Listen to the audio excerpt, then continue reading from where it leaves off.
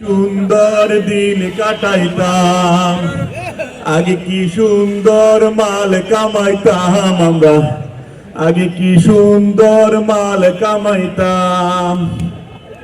Tenda যখন হইতো আপাই আমগো ডাকতো, উন্নয়নের নামে সবই লুটা খাইতাম।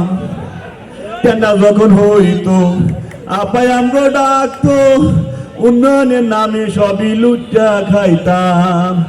পাইপ গান মেশিন গান গানেরই তুফান, পাইপ গান মেশিন গান গানেরই তুফান, লইয়া শটগান নৌকার মিছিল করিতাম আমরা, লইয়া শটগান নৌকার মিছিল করিতাম।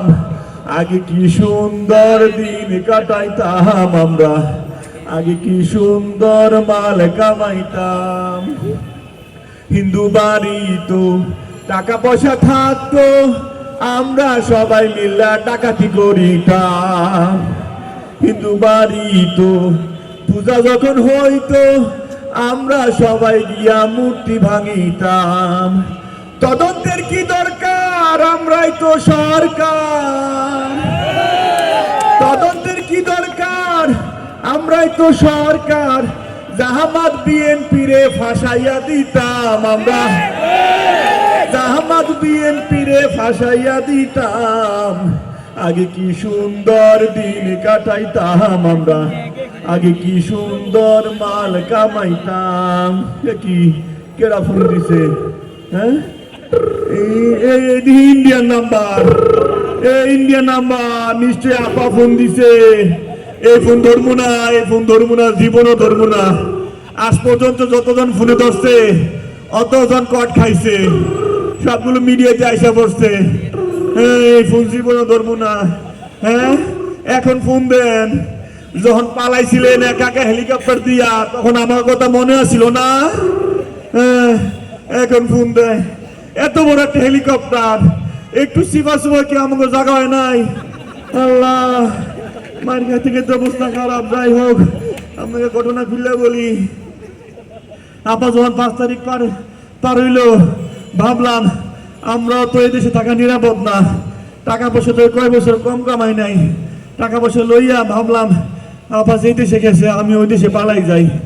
পরে গেলাম গাবতলি, যে বেনাপুল দিয়া কোনো রকমের বর্ডারটা পরে যাই। গাবতলি গিয়ে যে মাত্র বাসে উঠবো, চিন্তা করলাম বাসে উঠলে তো জনগণ আমার চিন্তা লাগবো, কি করবো। পরে সামনে দেখলাম একটা টেরা খাইয়ে, ট্রাক্টর থামাইলাম। কো ভাই আমার লইয়া যা। কই যাবেন? আমি কইলাম যে যাবো যশোর বেনাপুল। কই আমার তো সামনে বড় জায়গা নাই। আমি কি ভাই তোরে 20,000 টাকা দিব, আমার লইয়া যা, যেমনে পারস আমার লইয়া যা। কই 20,000 টাকা দিলে আমরা নিতে পারি, তবে পেছনে যে ছাগল আছে ট্রাক, ছাগলের লোকে বইয়ে যাইতে পারেন।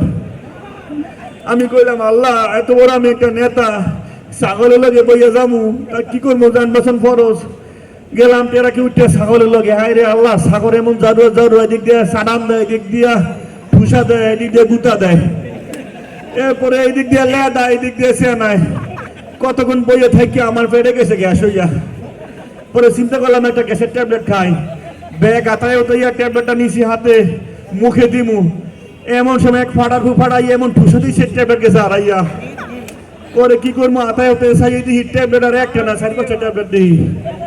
পরে কি করবো, ট্যাবলেট একটা লইয়া দিলাম মুহে। রে আল্লাহ, এদি ট্যাবলেট না, ছাগলের লেদা। রে আল্লাহ, কপাল খারাপ হলে যাওয়া হয়, কি করবো, কষ্ট কথা, দুঃখ লাগে। এরপরে রাত 3টা বাজে যশোর নিয়ে নামাই দিছে। আমি তো এখন হোটেলে ওটা উঠতে পারি না। আমি তো হোটেলে উঠলে আমার চিন্তা লাগবো। কি করবো, এক বাড়িতে গেলাম, যাই দেখি কোনো পুরুষ লোক না, এক মহিলা। বললাম মা, আমায় থাকতে দেবেন, আমি এক দুদেশের প্রতীক। না, আপনি থাকতে দেওয়া যাবে না। কেন?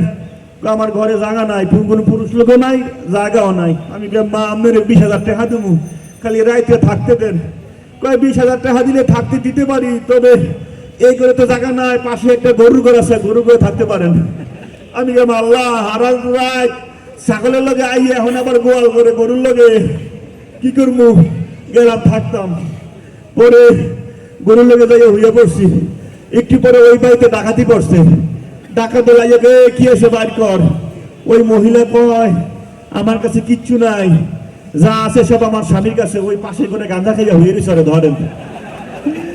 টাকা দোলাইয়া আমার এমন কেন্দ্র কেন থেকে কি আছে বাইর কর। আমি কেমন ভাই বিশ্বাস কর আমি এই বাড়ির কেউ না, আমি দূর দেশের এক পথিক, আমি অনেক বড় এক নেতা।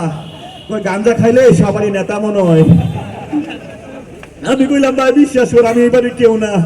এমন মার মারলো ওই বাড়ির যে মহিলা সেও আমার লোকের রাজনীতি শুরু করছে। ওই মন্টুর বাপ মায়ের কত খাইবা 5 লাখ টাকা আর 5 বলে স্বর্ণ তো দিয়ে দাও। আমি কইলাম মা আমার লগে আর রাজনীতি করিস না, আমি অনেক মায়ের খেয়েছি। ঢাকায় থেকে দেখছেন গাঞ্জা কি পরিমাণ খাইছে দৌড়েও মা কয়। আমি কইলাম যত করে কই যে আমি এইবারে কেউ না, আমার কথা কেউ শুনে না। আরে আল্লাহ এমন মান মারছে আর মায়ের সুরে আমি গেছি অজ্ঞান হইয়া। পরে যখন জ্ঞান ফিরছে চাইয়ে দেখি আমি এক রাস্তার মধ্যে, আশেপাশে আর কিচ্ছু নাই। আমার পরনে যে কাপড় ছিল ওইটাও নাই। আমি একবারে কি করবো কষ্টের কথা। পরে বাম দিকে চাইয়ে দেখি একটা মানবতার দেয়ালে এই কাপড়গুলো ঝোলে, এই লঙ্গিটার ফতুয়াটা, এটা গায়ে দিয়ে কোনো রকমের ইজ্জতরা বাঁচাইছি। চিন্তা করলাম এত মার খেয়েছি, একটু হাসপাতালে যাই। পরে গেলাম সদর হাসপাতালে। যাওয়ার পরে এক লোকে একটা প্রেসক্রিপশন আর কিছু ফাইলপত্র ধরাই দিয়ে কয় ভাই একটু ধরেন আমি একটু টয়লেট দিয়ে আসি। আমি ধরলাম।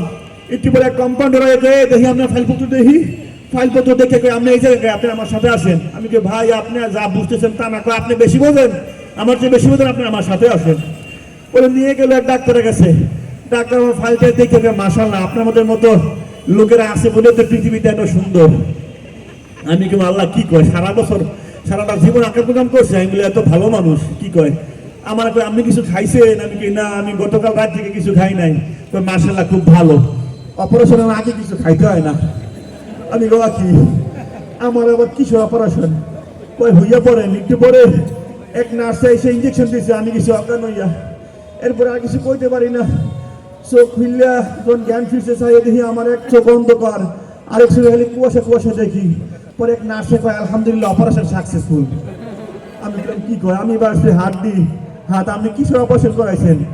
কি করেন আপনি তো বৈষম্য বিরোধী ছাত্র আন্দোলনের এক ছাত্রদের যোগদান করছেন, এটার অপারেশন। আমি করে আল্লাহ কি কয়, আমি বলে বৈষম্য বিরোধী ছাত্র লাগে যোগদান করছি। ওরে আল্লাহ যে ছাত্র আন্দোলনের লাগিয়া আবা ফালাইছে আমার এই অবস্থা মাইকের খাইছি, আমি বলে ওগুলো যোগদান করছি, এটা কোনো কথা? আমি কি আল্লাহ তুমি উড়ে এলে যাও। পরে নাচলো কি আপনি কি মরণোত্তর দেহদান করতে চান? আমি কি আমি তো জামাত শিবিরের পাল্লায় বেড়ে গেছি, এই জায়গায় থাকলে আমার শরীরে 5 সব লয়ে যাবো এরা, তাড়াতাড়ি পালাইছি। কিন্তু আপনারা আমার কথা শুনে হাসতেছেন, হাসেন হাসেন, কিন্তু আমি এই জায়গায় কে এত হাসতেছেন কি আপনারা? এইটা কি বাংলাদেশ জামাত? ওরে আল্লাহ কি আমি তো ঘুরে গেলে আমার জামাতের পাল্লায়। ওরে আল্লাহ যেখানে যাই এখানে খালি জামাত আর শিবির। হাসতেছেন আপনারা, হাসেন হাসেন। আপা কইছে না যে কোনো সময় শর্ট করে আসবে, আবার দেখবেন আমরা আবার হাসবো। এত বছর তো আমরা হাসছি, আপনারা কাঁদছেন, এখন আমরা কাশি কান্দের, আপনারা হাসতেছেন।